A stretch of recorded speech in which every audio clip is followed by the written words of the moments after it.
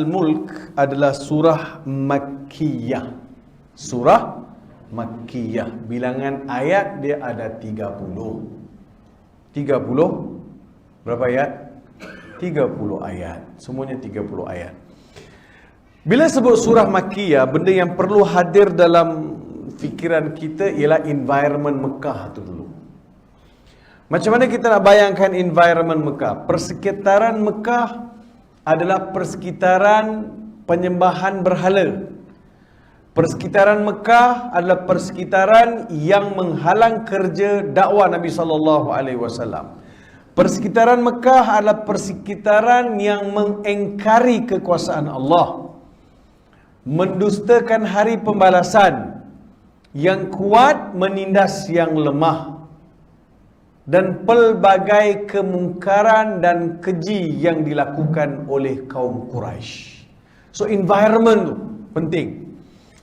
Selepas turun surah Al-Mulk, turun surah Al-Haqqah. Al-Haqqah, wa ma adraka mal Haqqah. Kadzabat Thamud wa 'Adun bil Qari'ah. Wa amma Thamud fa uhliku bit Taghiyah. Wa amma 'Adun fa uhliku bi rihin sarsarin 'atiyah sakharaha 'alaihim sab'a layalin wa thamaniyata ayyamin husuma fataral qauma fiha sar'a ka'annahum a'jazu nakhlin khawiyah fahal tara lahum min baqiyah. Pangkal surah Al-Haqqah adalah mengingatkan kaum Quraisy, manusia pada ketika itu, akan kekuasaan Allah Subhanahu wa taala. Begini. Kita nak kaitkan dengan Al-Mulk. Al-Mulk maksudnya kerajaan, kekuasaan, pemilikan. Al-Mulk.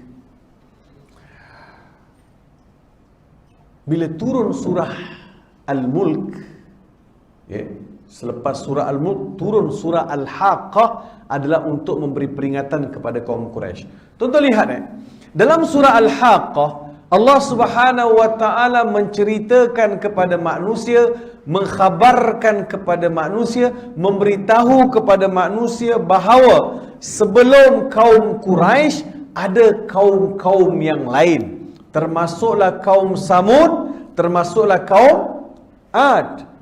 Kaum Samud, nabi mereka ialah Nabi Saleh. Ad pula, kaum Ad, nabi mereka ialah Nabi Hud. Jadi kenapa Allah Subhanahu wa taala selepas surah Al-Mulk, Allah taala cerita kaum Ad, kaum Thamud. Dalam surah Al-Haqqah cerita juga mengenai Fir'aun, cerita juga mengenai Nabi Nuh, cerita juga bagaimana langit ini dilipat. Kenapa? Supaya penduduk Quraisy ni, kafir Quraisy, mengambil iktibar.